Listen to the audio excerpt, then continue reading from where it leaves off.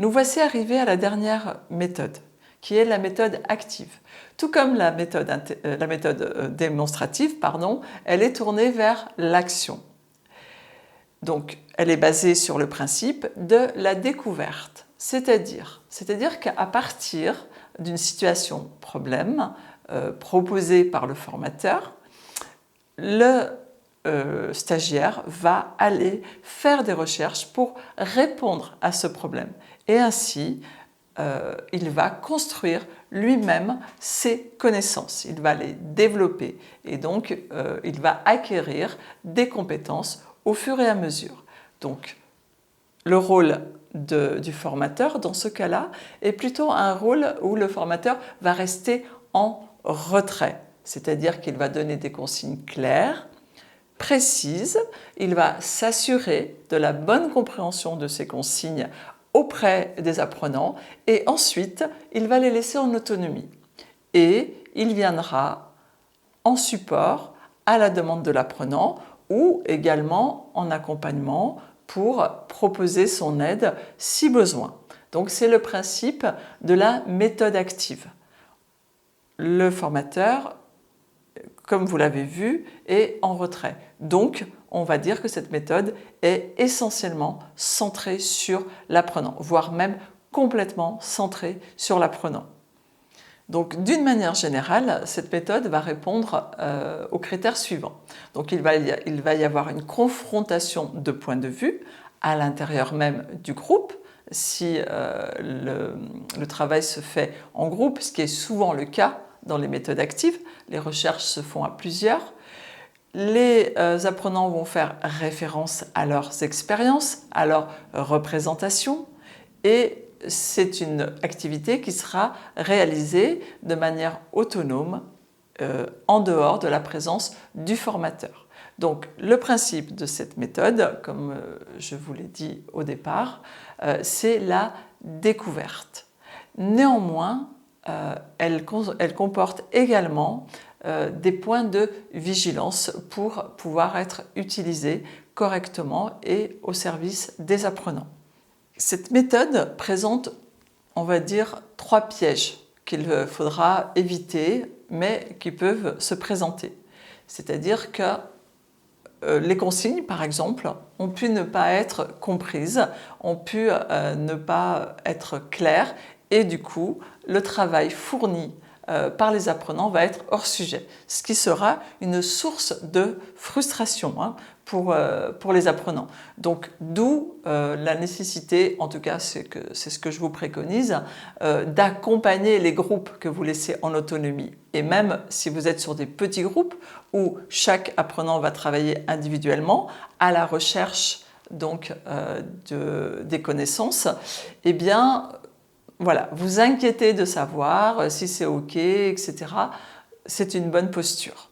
Donc vous avez ce danger-là qui peut être présent. Personnellement, ça m'est arrivé dans ma pratique et donc c'est un point de vigilance chez moi de bien m'assurer lorsque je fais partir en groupe de passer tout de suite dans les premières minutes au sein des groupes pour bien vérifier qu'ils ont bien compris la consigne, voire je leur demande de me reformuler la consigne pour être certaine qu'ils l'ont bien comprise et qu'ils se l'approprient correctement. Donc vous avez aussi un danger qui peut être que le groupe n'arrive pas à travailler ensemble. Suivant les personnes qui composent le groupe, eh bien, le groupe n'arrive pas à vivre, n'arrive pas à travailler ensemble. Et en plus, si vous n'avez pas accompagné, vous n'en avez pas été prévenu, vous n'avez pas pu le détecter et au final, vous n'avez pas de retour parce que c'est chronophage et souvent, il s'installe parfois des polémiques autour des sujets.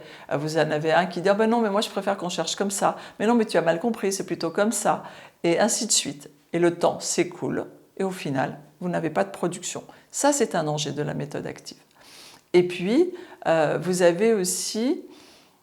ça peut être un piège, mais ça peut être aussi une stimulation. Mais on va dire que là, on va le traiter sous l'angle plutôt d'un piège. C'est-à-dire que les groupes peuvent se mettre en comparaison, en compétition.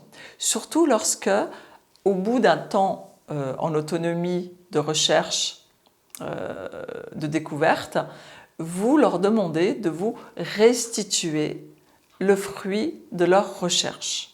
Et que certains groupes vont choisir une présentation ludique, vont avoir travaillé différemment, vont avoir trouvé des choses intéressantes qui répondent plus à l'énoncé et à la situation problème par rapport à d'autres. Alors, suivant le niveau de confiance, suivant le niveau du sentiment d'efficacité de chacun, eh bien, cela peut susciter parfois des comparaisons, des jalousies, etc., etc.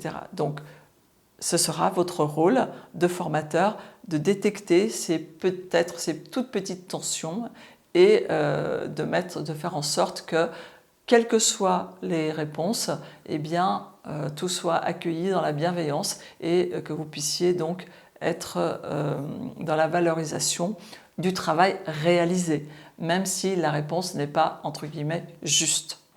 Donc pour cela, vous allez encore devoir développer d'autres compétences. Malgré les risques que présente cette méthode, elle est très appréciée des apprenants, car elle les met en situation d'être capables de.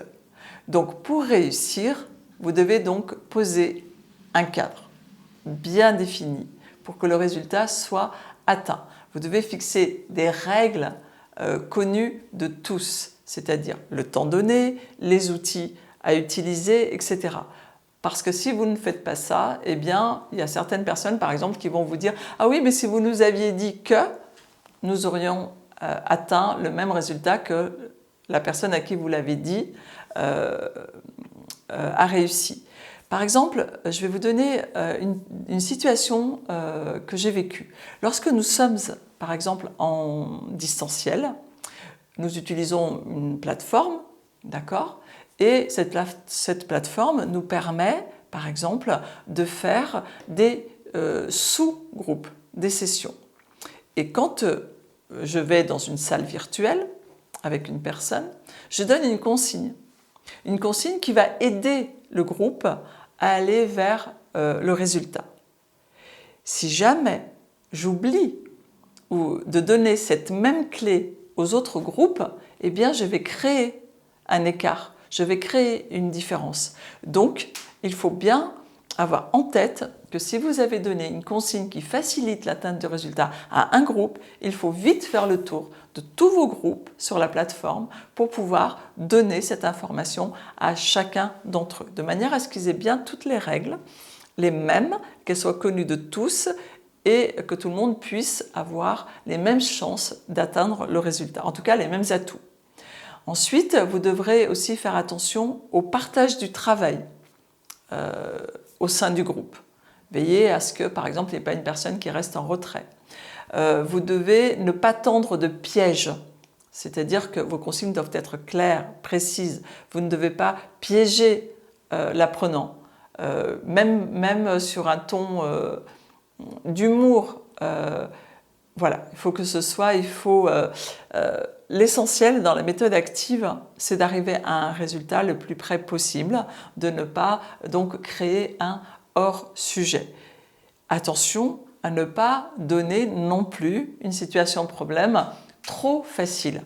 Il faut que vous soyez dans ce qu'on a déjà vu également, qui est la zone proximale de développement. C'est-à-dire qu'il y a une partie qui sera facile à faire et une partie où peut-être qu'ils auront besoin d'un petit coup de pouce. Donc, mettre un petit challenge également, c'est intéressant. Par contre, cette méthode n'est jamais, mais jamais à utiliser si la découverte des apprenants en toute autonomie présente un danger pour eux. Donc, si vous êtes sur un savoir-faire qui peut représenter un danger pour eux, eh bien, ça ne doit pas se faire sans la présence du formateur. Donc, l'encadrement, dans ce cas-là, est indispensable de la part du formateur. Donc, nous avons donc vu les 4 méthodes pédagogiques que vous utiliserez lors de la construction de vos activités d'apprentissage. Donc la méthode affirmative liée à l'exposé, la méthode interrogative liée à l'interrogation, au questionnement, la méthode démonstrative où vous allez donc montrer à l'apprenant et l'apprenant va vous imiter, et la méthode active centrée essentiellement donc sur l'action, tout comme la méthode démonstrative, et qui va mettre donc l'apprenant dans l'action. Et dans la méthode active, c'est, retenez pour faire la différence avec une méthode qu'on pourrait appeler participative, parce que toutes finalement sont participatives, mais la méthode active, c'est l'apprenant qui produit le savoir. Donc elle est basée sur la découverte.